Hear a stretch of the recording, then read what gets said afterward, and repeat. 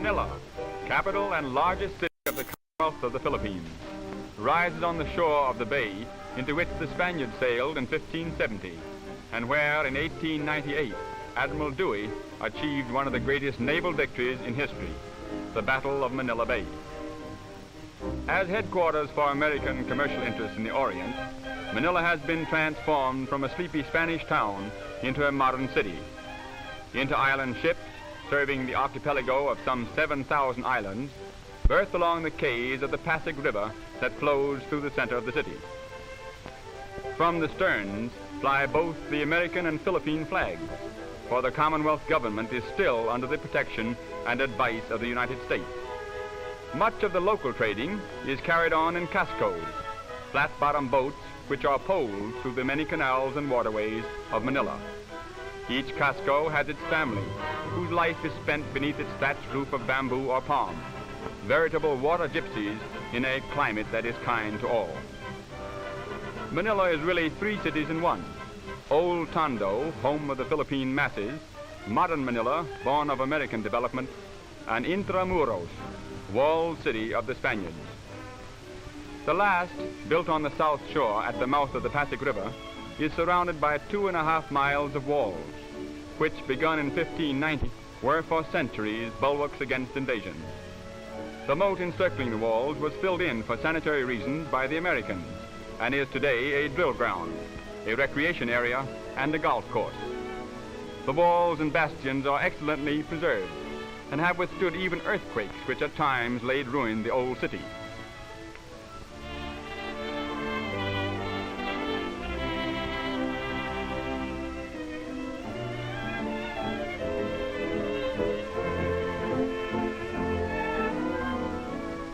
In the bastion of the Royal Gate is Manila's famous aquarium. The Parian Gate is the most notable of the city's 5, which until 1852 were all closed at night. Within the walls, little has changed since the days of Spanish rule. The main shopping street, Calle, chiefly catering to tourists, presents a picture of busy activity and colorful traffic. The projecting balconies and grilled windows are reminders of old Spain.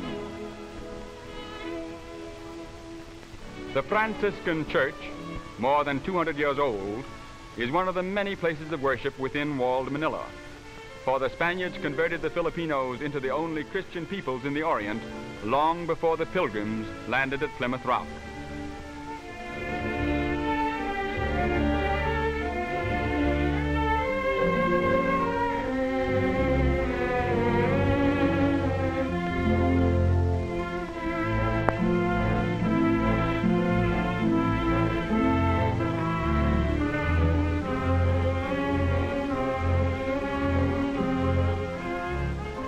A bodice with huge sleeves of cloth made from pineapple plants and a long skirt, the train of which is tucked into the front of the belt, is the typical dress of Filipino women. Facing quiet McKinley Square is the cathedral, built in Byzantine style a little more than 60 years ago as a successor to other cathedrals destroyed by earthquake. On the north shore of the Pasig River is Tondo, the oldest and most densely populated quarter. Here the masses live, and here also is the modern business area of the city.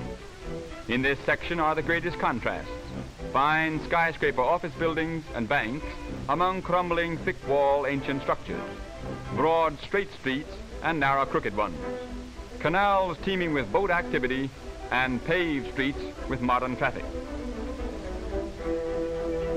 Traffic in all parts of Tondo is heavy and difficult to control, with swiftly moving autos abreast caramatas, the two-wheeled native conveyances drawn by active Philippine ponies.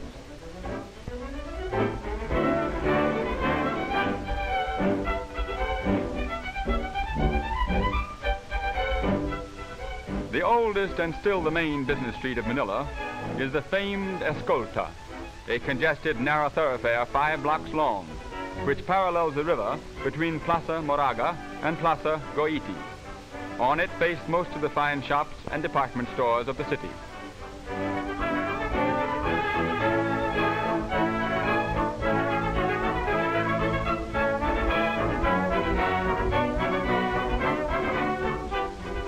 Another important thoroughfare is Rizal Avenue, named in memory of the great hero martyr, Dr. Jose Rizal, who was executed by the Spaniards in 1896, 2 years before the coming of the Americans.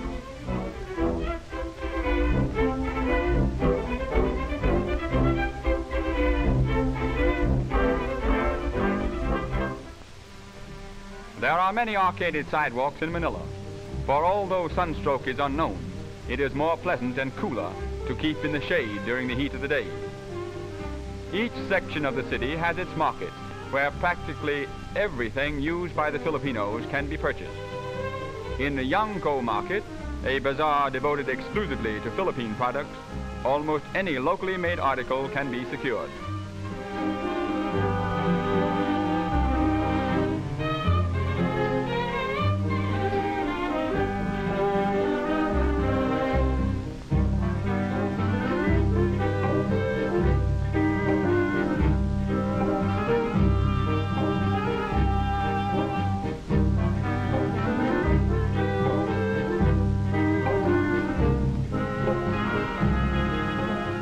The two-wheeled carromata and carretela are the principal conveyances of the Filipinos.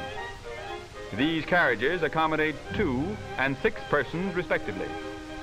Little straw protectors are placed on the wheel when the passenger mounts or descends.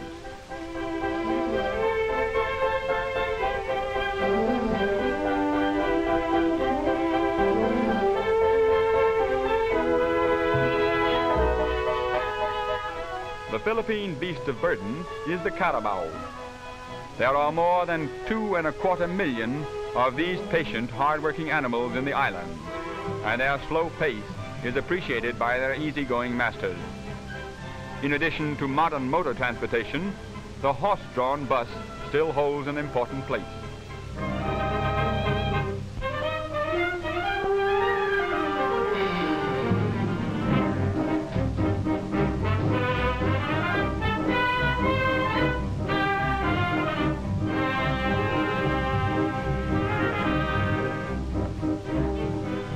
The Pasig River is spanned by 4 bridges. Jones Bridge, surmounted by Filipino figures, is the newest. The graceful arch stands on the site of the old Bridge of Spain.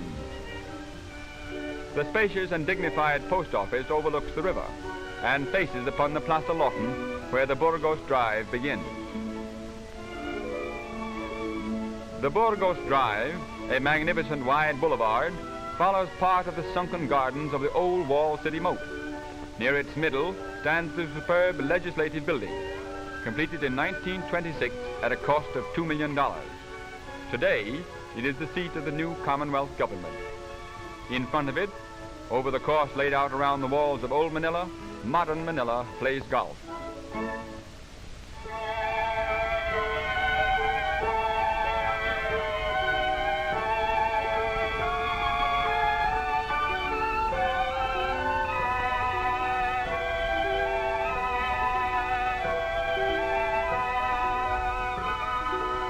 A residential section where many beautiful homes and the best hotels are situated is Ermita. The famous Manila Hotel overlooking the bay is one of the finest air-conditioned hotels in the tropics. In Ermita are also the buildings of the University of the Philippines, a government institution which embraces wide fields of learning and offers excellent educational opportunities to all. Contrasting greatly with the narrow, irregular dirt streets of Spain's Manila are the wide, well-paved avenues and boulevards of the American city. Great shade trees overarch many of the avenues, and palms or colorful flowering trees line other arteries. Dewey Boulevard, the pride of Manila, is built upon reclaimed land along the shores of the bay, an ideal location for the many residences of which the city boasts. Among them is that of the American High Commissioner. The spacious house with its gardens and patio is often the scene of social splendor. Situated on the north bank of the Pasig River are the executive offices and home of the President of the Philippine Commonwealth. In a mansion built as the suburban residence for Spanish governors, a Philippine chief executive now directs the home government of his island commonwealth, an archipelago fast changing from a dreamy Spanish colony to a modern agricultural, industrial, and independent country.